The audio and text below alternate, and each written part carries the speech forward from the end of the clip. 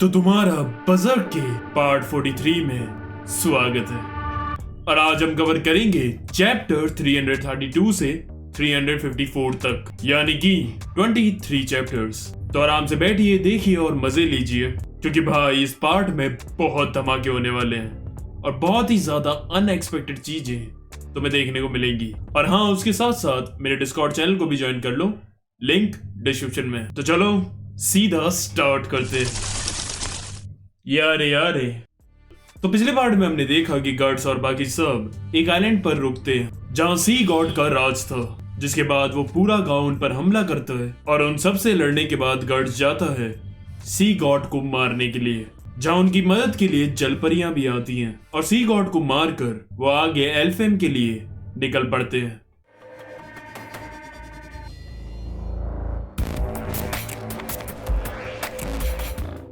अब हमें दिखाए जाते हैं कुछ कार्ड्स और उनके पीछे कई सारे ट्रोल्स लगे हुए थे। तभी हम देखते हैं कि कार्ड के अंदर से उन पर तीर से अटैक होता है और वो और कोई नहीं, रिकेट था। लेकिन तभी आगे भी ट्रोल्स आ जाते हैं और उन्हें चारों तरफ से घेर लेते हैं। लेकिन तभी पीछे से उन पर तीरों से अटैक होता है और हम देखते हैं कि वहाँ बैंड ऑफ ऑक्स की सेना आ चुकी है। लेकिन फिर वहाँ एक बड़ा सा डीमन आ जाता है, जिसके बाद फिर वहाँ इरविन की एंट्री होती है। वो अपने तीर से उसे मारने की कोशिश करता है, लेकिन वो उसे आराम से डिफेंड कर लेता है। जिसके बाद इरविन को ना चाहते हुए भी अपने डीमन फॉर्म लेकर उस पर अटैक करना पड़ता है और उसके एक ही तीर से वो उसे अंदर से फाड़ देता है। और ये देखकर रिकेट हैरान हो जाता है कि ये क्या हो रहा है, डीमंस और इंसान एक साथ काम कर रहे हैं। उसके बाद लॉर्ड लेवन भी वहां उसे आकर मिलते हैं, जिन्हें वो पहचान लेता है और वो भी उसे पहचान लेते हैं कि ये फॉर्मर बैंड ऑफ ऑक्स का एक मेंबर था। और फिर वो उनके साथ फैल्कोनिया जाता है, जहाँ ग्रिफिथ ने अपना एक नया किंगडम बना रखा था। वहाँ उनकी टेरिटरी के पास उन्हें बड़े बड़े क्रिस्टल्स दिखते हैं, जो कि असल में डीमंस को दूर रखने का काम करते हैं। और सामने वर्ल्ड स्पाइरल ट्री को देखकर वो हैरान हो जाते हैं। वो ये भी देखते हैं कि कैसल के पास ही उन लोगों ने एक शहर बसा रखा है और वहाँ लोग खेती बाड़ी वगैरह कर रहे हैं। और फिर जब वो कैसल के अंदर पहुंचते हैं तो वहाँ अच्छे से पूरे शहर की तरह घर, रोड, सब चीजें ऑर्गेनाइज हो रखी थी। रिकेट ये देखकर हैरान हो जाता है कि ग्रिफिथ ने सच में अपना सपना पूरा कर लिया। लेकिन फिर उसे एक और बार शॉक लगता है जब वो वहाँ कुशान के बंदे उनकी आर्मी में देखता है। यहाँ रिकेट को ग्रिफिथ का इन्फ्लुएंस दिख रहा था कि उसने भाई नामुमकिन चीज को भी मुमकिन कर दिखाया। फिर लॉर्ड लेवन अपने ऑफिस पहुंचकर उसे एक लेटर देते हैं, जिसे वो डायरेक्टली हॉक ऑफ लाइट से मिल सकता है। वो कहते हैं इसे लेकर सुबह कैसल की तरफ पहुंच जाना। वहीं शहर में हमें दिखाई जाती है ल्यूका, याद है ना, वही कन्विक्शन आर्क वाली। और वहीं के एक तबेले में उन्हें एक बूढ़ा आदमी मिलता है, जो उनके घोड़ों को एक इशारा करते ही पता नहीं कैसे पर उन्हें कंट्रोल करके आराम से खड़ा करवा देता है। और फिर ल्यूका के साथ एरिका नहाने के लिए बाथ हाउस जाती है। अगली सुबह रिकेट अकेले जाता है ग्रिफिथ से मिलने, जहाँ वो ऊपर चल चल के थक जाता है। इतना बड़ा महल बना रखा था उसने।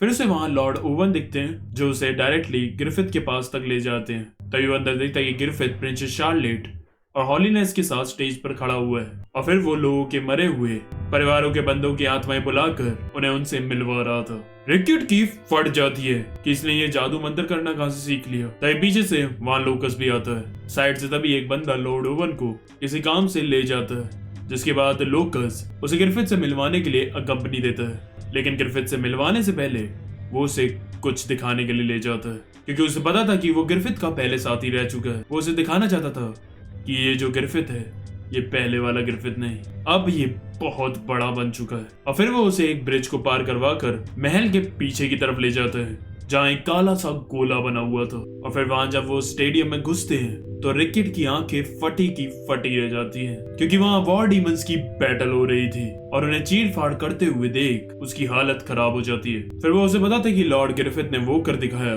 जो इस दुनिया में कोई कर ही नहीं पाता। उन्होंने हम जैसे डीमंस और अपोस्टल्स को एक जगह दी, एक पोजीशन दी, एक रिस्पेक्ट दी और इंसानों के साथ जीना और लड़ना सिखाया। It is like a new world for us. वरना पहले तो हम सिर्फ बिना किसी गोल के इंसानों को मारते रहते थे। अब दिखाया जाता है ग्रिफिथ को, जो बैठा होता है अपने एक वीआईपी गार्डन में, जहाँ होलीनेस, प्रिंसेस शार्लेट, म्यूल और सोनिया भी थे।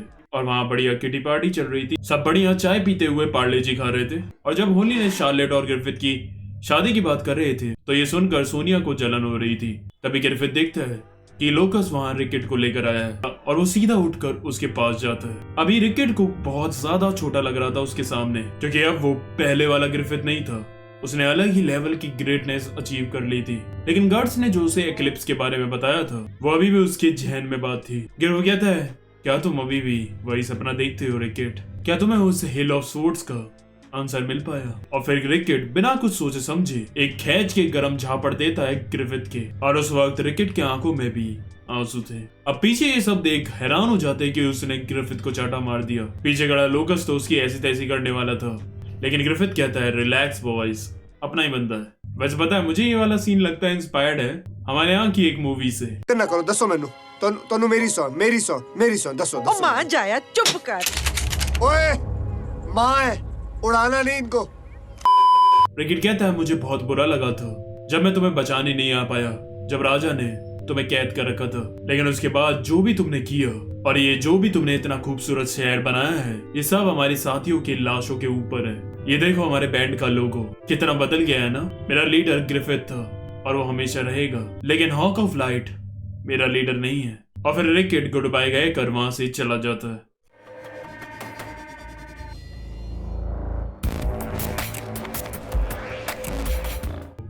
अब वहां से लोकस गुस्से में रिकेट को जाते हुए देख रहा था, और वहीं स्लिट भी चुपचाप उनकी जासूसी कर रहा था। उसे दिख जाता है कि इस बच्चे रिकेट को कुछ ना कुछ इंपॉर्टेंट पता है ग्रिफिथ के बारे में। अब रिकेट वहां से शहर वापस आता है और ल्यूका और उन सबको बताता है कि उसे इस शहर से निकलना होगा, और उन्हें यह भी बताता है कि उसने ग्रिफिथ के खींच के कान के नीचे एक रख दी है। उन सबको समझ नहीं आ रहा था कि उसने ऐसा क्यों किया। रिकेट कहता है, हम पहले वॉर बडीज थे, तो उससे रिलेटेड ही कुछ पर्सनल रीजन थे मेरे। अब बाद में रिकेट शहर में घूम रहा होता है, तभी वो देखता है कि पीछे स्टैचू पर कुछ हिल रहा था, और वो और कोई नहीं, राक्षस था। वो उससे कहता है, तुम्हारी फैमिली वो लड़की है ना, फिक्र मत करो, वो यहाँ पर हॉक की प्रोटेक्शन में सुरक्षित रहेगी, तो इसलिए अब तुम मरकर शांति से ऊपर जा सकते हो। लेकिन तभी उस पर चक्र से हमला होता है और वो पीछे हट जाता है। हम देखते हैं कि स्लिट और उसके तपासास वहां उसकी मदद करने के लिए आ गए हैं। स्लिट कहता है, तुम्हारी जान बचाने के बदले में मुझे तुमसे कुछ पूछना है। अब वो अपने चक्र राक्षस की ओर फेंकते हैं, जैसे वो पकड़कर रिकेट के ऊपर उल्टा फेंक देता है। तभी तपासा आकर उसे बचा लेते हैं। उसके बाद वो उस पर अटैक कर उसे पकड़कर खींच लेते हैं, और फिर स्प्लिट आकर उसके मुंह पर अपना चाकू को सेड़ देता है। लेकिन फिर वो अपनी बॉडी के पार्ट काट कर उनसे आजाद हो जाता है और उससे कहता है, जरूरी नहीं जहाँ मेरा मास्क हो वही मेरा रियल चेहरा हो। और फिर वो अपने टूटे हुए मास्क को देखकर उदास हो जाता है और उनसे कहता है, अब मेरा मूड ऑफ हो गया है, मैं जा रहा हूँ अपना दूसरा मास्क लेने, तुमसे लड़ने वापस आऊंगा। अब स्लिट रिकेट से सवाल करने लगता है। रिकेट कहता है, अभी इसके लिए टाइम नहीं है, वो बंदा दोबारा वापस आएगा हमसे लड़ने के लिए, उससे पहले हमें उसे हराने की तरकीब बनानी पड़ेगी। वैसे मेरे पास एक आइडिया है। और फिर रिकेट उन सबको ले जाता है शहर में, जहाँ ल्यूका और एरिका उन्हें देखकर शॉक हो जाती हैं। फिर रिकेट उन्हें बताता है कि वो आज रात ही फैल्कोनिया छोड़ देगा। अब रिकेट रात में फिर से शहर में घूम रहा होता है, और तभी राक्षस आकर उसका पीछा करता है। लेकिन रिकेट ने पहले से ही प्लानिंग कर रखी थी, वो उसे फंसाकर उस पर तीरों से हमला करता है, लेकिन एक भी तीर उसके रियल चेहरे पर नहीं लगता, इसलिए उसे कुछ नहीं होता। और फिर राक्षस उसे एक राज की बात बताता है कि ये सच है कि कई सारे हॉपोस्टलिस हॉक के ऑरा से मैस्मराइज्ड होकर उसे फॉलो कर रहे हैं, और इसलिए एक दिन मैं उसे अपने हाथों से मारना चाहता हूँ। नाइस, इधर भी एक गद्दार है, लेकिन ग्रिफिथ से बड़ा गद्दार नहीं हो सकता। तभी साइड से स्लिट आता है, और अब उन दोनों की बहुत खतरनाक बैटल होती है, और वो उसे काफी अच्छी टक्कर दे रहा था। राक्षस कहता है, तुम तो काफी इम्प्रूव हो गए हो पहले से। और राक्षस जैसे ही नीचे से अपना रियल फेस निकालता है, स्लिट अपने पैर में रखे हुए चाकू से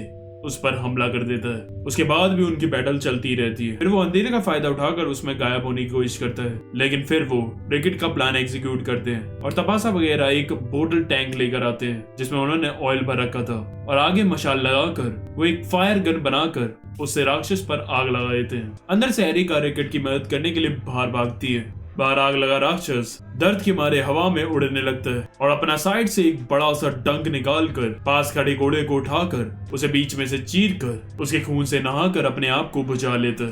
तभी वहां एरिका आ जाती थी, जिसे देख रिकेट की फट जाती है, और तभी राक्षस भी इसी का फायदा उठाकर उसे पकड़ लेता है। स्लिट अपने चक्र से उन पर हमला करता है, लेकिन वो उन्हें आराम से पकड़ लेता है। लेकिन तभी वो नोटिस करता है कि उसके पूरे शरीर पर सांप आ चुके हैं, जो एरिका को उससे छुड़वा लेते हैं, और फिर एक शख्स आकर उड़ते हुए उसे पकड़ लेता है। हम देखते हैं कि वो वही तबेले वाला बूढ़ा था वो सब उससे पूछते हैं तुम आखिर हो कौन, और फिर वो अपना चोगा हटाता है और हम देखते हैं कि वो और कोई नहीं मास्टर दाइबा था। स्लिट देखकर हैरान हो जाता है कि ये अभी तक जिंदा है। दाइबा उनसे कहता है कि तुम मुझे भी अपने साथ शामिल कर लो। रिकेट स्लिट से कहते हैं अभी इस सिचुएशन में हमें इसे अपने साथ ले लेना चाहिए। अब ये सुनने के बाद दाइबा अपनी पावर से सारे सांपों और चूहों को राक्षस के ऊपर छोड़ देता है और फिर वो अपने पेट डायनो डीमंस को वहां से निकालता है, जिन पर वो सब बैठकर वहां से उड़कर निकलने लगते हैं। जाते हुए दाइबा एक डायमंड्स की पोटली ल्यूगा को देकर जाता है और उसे कहता है शुक्रिया मेरा ख्याल रखने के लिए इतने दिन। अब राक्षस भी उनका पीछा करने लगता है। तभी रिकेट अपना एक बजूका निकालता है जो उसने बनाया था और उससे हमला करके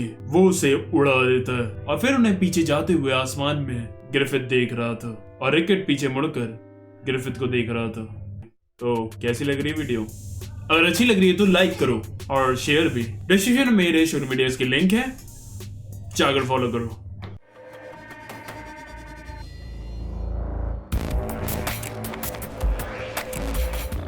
हमें दिखाया जाता है कि गर्ट्स और बाकी सबको शिप से एल्फ आइलैंड दिख रहा था। अब ये देखकर गर्ट्स खुश हो जाता है और उन सबका शुक्रिया अदा करता है और कहता है कि तुम सब के बिना मैं यहाँ कैस्का को लेकर कभी नहीं आ पाता। पग फिर अपने पास्ट के बारे में बताता है कि कैसे वो अपनी जर्नी पर निकला था।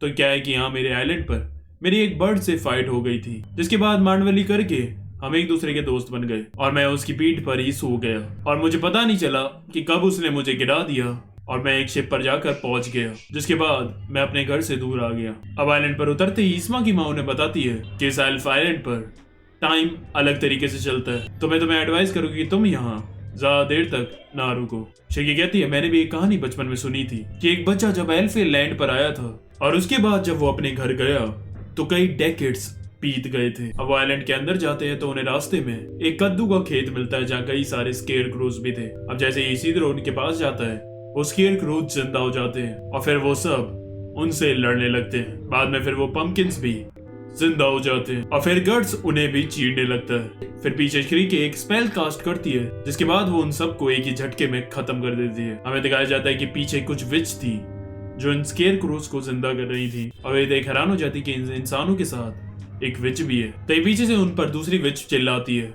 कि तुम उन पर नरमी बरत रही हो, और वो भी एक विच थी और उसका नाम मॉर्डा था। और फिर वो उन पर एक जलते हुए विशाल बंदे से उन पर हमला करवाती है जो फिर उन पर अटैक करने के लिए निकलता है। अब गर्ट्स बड़ी चालाकी से स्लाइड मारते हुए उसके नीचे जाता है, उस पर पहले कैनन से हमला कर उसे नीचे गिराता है और अपनी ब्लेड से उसे बीच में से चीर देता है, जिसके बाद उसके अंदर से सारी की सारी स्पिरिट्स रिलीज हो जाती हैं। तभी मॉर्डा आकर गर्ट्स की तारीफ करती है, फिशी के समझाने की कोशिश करती है कि वो यहाँ किसी को नुकसान पहुंचाने नहीं आए। अब वहाँ एकदम से ही बारिश होने लगती है और वो सामने देखते हैं तो एक विजार्ड वहां आ रहा था गोट पर बैठे और उसका नाम गेटफ्रिंग है और उसे उनके बारे में पहले से ही सब कुछ पता था क्योंकि उनके रूलर के पास उनके ऑरेकल ने आकर सब कुछ खबर कर दी थी। अब श्रीके को समझ आता है इसका मतलब वो छोटा बच्चा ऑरेकल था और फिर वो उन सबको अपने साथ ले जाता है। रास्ते में एक जंगल भी पड़ता है जिनके पेड़ों पे आंख, नाक और मुंह भी थे और कई एस्ट्रल वर्ल्ड के जीव जैसे कि यूनिकॉर्न्स। फिर आगे वो दूर से उन्हें दिखाता है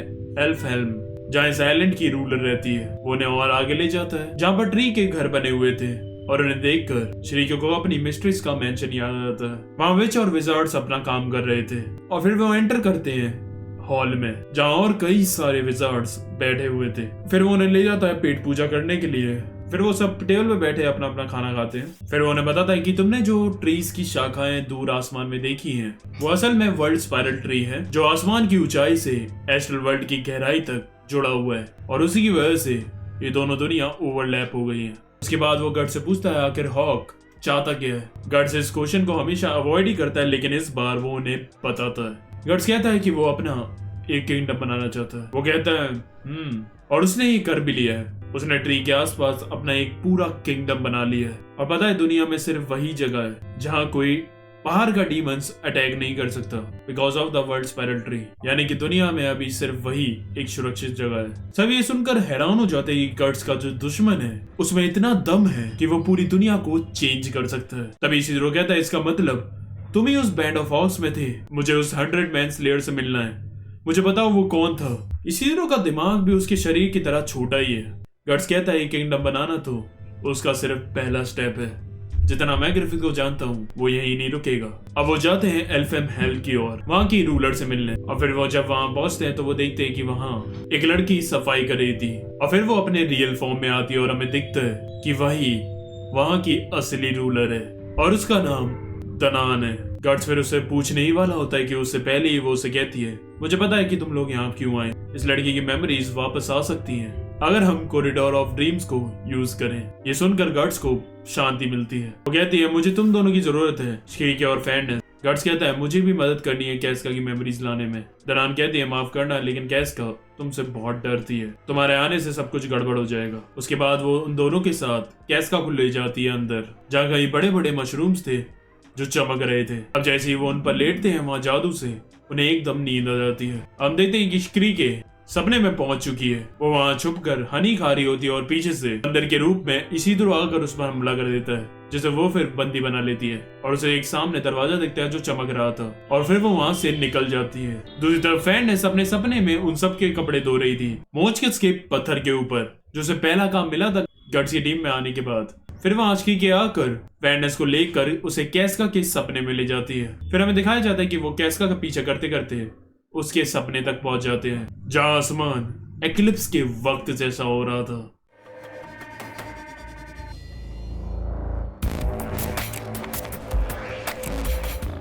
अब वो वहां देखते तो हर तरफ काला साया छाया हुआ था और काले कपड़ों के झंडे लगे हुए थे। पास ही उन्हें एक कुत्ता दिखता है जिसके अंदर सरिये घुसे हुए थे और वो अपने साथ एक कब्र खींच रहा था। तभी वो काले झंडे चमगादड़ में बदल जाते हैं और उस पर हमला करने के लिए आते हैं और उसके अंदर और सरिये घुसेड़ देते हैं। फिर श्रीके और फैंडनेस पीछे से आकर उसकी मदद करते हैं और उसे उनसे बचाकर उसे फिर हील करते हैं। तो श्रीके नोटिस करती है कि उसके नेक पर ब्रांड ऑफ सैक्रिफाइस का साइन है और फिर वो फैंडनेस को बताती है कि ये कुत्ता गट्स है, जरा देखो इसका लेफ्ट आर्म भी कटा हुआ है। और जब वो कब्र खोलते हैं तो उसमें एक टूटी हुई डॉल डली हुई थी और जब वो देखते हैं तो उसके चेस्ट पर एक ब्रांड का साइन था, जिसका मतलब वो डॉल कैस्का थी। और वहीं उन्हें एक बहुत छोटी सी कैस्का भी मिलती है, जो उसका वो बच्चे वाला पार्ट है जो अभी उसके दिमाग में जिंदा है। अब कुछ फूल वहां आते हैं और उन्हें आगे की डायरेक्शन दिखाते हैं। खिड़की समझ जाती है कि ये उसकी मिस्ट्रेस ही कर रही है और फिर वो तीनों आगे बढ़ने लगते हैं। हम देखते हैं बाहर सब जश्न मना रहे थे गट्स और बाकी सब की वहां आने की खुशी में, लेकिन गट्स अभी भी कैस्का की फिक्र में टेंशन में ही था। हम देखते हैं रास्ते में उन्हें एक जलती हुई आग दिखती है और वहां गट्स बैठा हुआ था और वो वही ड्रीम्स ऑफ बोनफायर वाली आग थी। तभी वो मेमोरी एक टुकड़े में बदल जाती है, जिसे फिर वो कुत्ता अपने मुंह से उठाकर उस कब्र के अंदर डाल देता है और जैसे ही वो ऐसा करता है तो डॉल का एक टुकड़ा उससे जुड़ जाता है। ठीक है, समझ जाती है कि उन्हें कैस्का की मेमोरीज के टुकड़ों को इस डॉल से जोड़ना है, जिसके बाद उसकी मेमोरीज वापस आ जाएंगी। अब वो आगे बढ़ने लगते हैं लेकिन फिर से वो चमगादड़ वहां आ जाते हैं, इसलिए शिकी के व्हील ऑफ फ्लेम और उस गोलम को बुलाकर रास्ता खाली कराते हुए जा रही थी। अब आगे उन्हें वो फेस दिखता है जिसमें कैस्का और गट्स की पहली बार फाइट होती है। फिर वो वहां से एक टुकड़ा उठाकर डॉल में डालकर उसे जोड़ देते हैं। फिर उन्हें दोलद्रोही की बैटल की विक्ट्री का मोमेंट दिखता है। उसके बाद फिर उन्हें वो मोमेंट दिखाया जाता है जब ग्रिफिथ ने कैस्का को बचाया था और उसके बाद उसकी जिंदगी हमेशा के लिए बदल गई। फिर वो मोमेंट जहाँ उनकी विक्ट्री का जश्न बनता है। फिर वो मोमेंट जब कैस्का और गट्स केव में अकेले रहते हैं। फिर आगे उन्हें एक टूटी तलवार दिखती है, तो वो मोमेंट था जहाँ ग्रिफिथ और गट्स की लड़ाई होती है और उसने उसकी तलवार तोड़ते हुए उसे हरा दिया था। और फैंडनेस भी उस कैस्का की मेमोरीज से उसकी फीलिंग्स को फील कर पा रही थी कि वो कुछ नहीं कर पाए उन दोनों को लड़ने से रोकने के लिए। आगे रास्ते में उनके ऑब्स्टिकल्स के लिए कुछ अजीब से डीमन आते हैं जिन्हें श्रीके मैजिक से हटा देती है। फिर वो मोमेंट आता है जहाँ कैस्का और गट्स पहली बार प्यार करते हैं। फिर उस मोमेंट को देखकर श्रीके और फैंडनेस समझ जाते हैं कि वो गट्स के लिए कैस्का इतनी इंपॉर्टेंट है। फिर ऐसे ही कई सारे मोमेंट्स को पार करते हुए उस डॉल को जोड़ते हैं और अब सिर्फ एक आखिरी पीस रह गया था उसका चेस्ट का। और फिर वो पहुंचती है उसके सबसे डार्क मेमोरी की तरफ, जहाँ एक जंगल था और वो जंगल लाशों से घिरा हुआ था। वही उनके सारे साथियों की लाशें और डर के मारे वो छोटी कैस्का भी अंदर चली जाती है। वहां फिर खतरनाक मक्खी जैसे डीमंस आ जाते हैं जो उन पर एसिड से अटैक करते हैं। क्योंकि मैजिक से उन्हें रोकने की कोशिश कर रही थी लेकिन वो बहुत ज्यादा थे। तभी फिर वो रोटिंग रूट रॉड को वहां बुलाती है, वही क्विलिपिथ वाला जो अगर उन सारे डीमंस को सड़ा कर मार देता है। आगे जाकर उनका ऐसे डीमन से सामना होता है। बताने की भी जरूरत नहीं, तुम्हें दिख रहा होगा कि ये क्या शेप है। साले डीमंस भी अफ्रीका से हैं क्या? तभी और डीमंस उन पर हमला करने के लिए आते हैं और सच में ऐसा लग रहा है कि जिंदा चलते हुए आ रहा है, जिसके बाद शीगी को अपनी पोटली में कुछ ऐसा मिलता है जिसे वो पीछे फेंक देती है और वहाँ एक मोचकस का बड़ा सा फेस आ जाता है जो इन डीमंस को खा जाता है। ये जानबूझकर इन वाले डीमंस को मुंह से खिलवाया गया ना। अब आगे जाकर उन्हें दिखता है कई सारी खतरनाक जड़ें थी और उनके बीच एक कोक बनी हुई थी। तभी फिर वहाँ खुद हॉक आता है और अपने पंजों से उनके गोलम को खत्म कर देता है और फिर वहीं वो एक्लिप्स वाले डीमंस आने लगते हैं। शीगी अपने तीनों धुरंधरों को वहां बुला लेती है उनसे लड़ने के लिए। हॉक फिर से उनकी तरफ आता है और पंजे से वो कब्र को उठाकर ले जाता है उस कुत्ते के साथ और ऊपर ले जाके आसमान में छोड़ देता है। तभी फेंडस अपनी पोटली से सर्पीको का चोगा निकालती है जो उन्हें बचा लेता है, लेकिन फिर से हॉक आकर अपने पंजों से उस कुत्ते को चीर देता है। तभी उनकी पोटली से अपने आप बजरकर आर्मर निकलकर उस कुत्ते पे जाकर चढ़ जाता है और फिर वो बेकाबू होकर उन सब से लड़ने के लिए चला जाता है और फिर उसकी पूंछ में ड्रैगन स्लेयर भी आ जाती है और वो उससे उन सब को चीरने लगता है। फिर उसकी और हॉक की टक्कर होती है जिसमें वो अपने कैनन से हमला कर उसका आर्मर तोड़ देता है, जिसके बाद हमें उसकी फेम्टो वाली आंख भी दिख रही थी। और उन दोनों की बैटल का फायदा उठाकर साइड से श्रीके और फेंडस उस कब्र को लेकर कोक की तरफ निकलने लगते हैं, लेकिन कई और डीमंस आ जाते हैं उनके रास्ते रोकने के लिए। फिर श्रीके की टोपी के अंदर से उसकी मिस्ट्रेस फ्लोरा निकलती है। वो कहती है मैंने कहा था ना हम दोबारा एक ड्रीम में मिलेंगे। और फिर वो अपनी रियल फॉर्म लेकर उन सारे डीमंस को रोकने लगती हैं। फिर आखिरकार वो पहुंच जाते हैं उस कोक पर जिसके अंदर वो डीमन चाइल्ड था। शीगे फिर अपनी छड़ी से उसे छूती है और फिर वो ऊपर उड़ने लगता है और फिर वहां पूरा एक्लिप्स का दृश्य आ जाता है और फिर वो एक्लिप्स का सारा कांड अपनी आंखों से खुद देखते हैं, जिसे देख उनकी फट जाती है। और यही ट्रॉमा से कैस्का टूटी थी। अब वो लास्ट पार्ट ऑफ मेमोरी बदलता है कैस्का के दिल में, लेकिन उसमें कुछ केज से लगे हुए थे। शीगे कहती है शिट, हम इतने बिजी थे इसकी डॉल को जोड़ने के लिए कि हमने ध्यान ही नहीं दिया कि जिस ट्रॉमा की वजह से कैस्का की याददाश्त गई वो अभी भी एक कर्ज बनकर उसकी यादों के साथ वापस उसकी बॉडी में जाएगा। फिर उसे याद आती है स्कल नाइट की बात कि शायद कैस्का वो ना चाहती हो जो तुम लोग करना चाहते हो। तभी ऊपर से हॉक आकर और वे पंजों से कांटों को हटाते हुए अंदर आता है, लेकिन तभी गट्स आकर उस पर हमला कर देता है। फेंडस कहती है हो सकता है ये ट्रॉमा कैस्का के साथ रह जाए, लेकिन जैसे मैं अपने डार्कनेस से लड़ी हूँ ऐसा वो भी कर सकती है। अपने डर से भागने का वैसे भी कोई फायदा नहीं, उसे उसका सामना करना होगा। शीगी कहती है सही कहा, और शायद यही इस ड्रीम ऑफ कॉरिडोर्स की जर्नी का मकसद भी। उसके बाद वो आखिरी पीस उसकी चेस्ट में लगाकर उस डॉल को कंप्लीट कर देते हैं और ऐसा करते ही सब वहां से गायब हो जाता है और वो छोटी कैस्का भी उस ब्रांड के चेस्ट को खोलकर उसमें चली जाती है। फेंडस कहती है I am sure you will get to see him, और फिर वो वहां से गायब होकर उड़ जाती है और बाहर असली कैस्का की आंखें खुलती हैं। So yes, Kaska is back. और यही ये वीडियो खत्म हो जाती है। और हाँ, हम बहुत करीब हैं पजल को एंड करने के, सिर्फ 24 चैप्टर्स रह गए हैं। तो यार कमेंट करो अगला कौन सी सीरीज, थोड़ी यार छोटी बताना ठीक है। लाइक शेयर सब्सक्राइब कर दो, तुम्हें पता ही है। आज के लिए बस करते हैं। आरिगातो।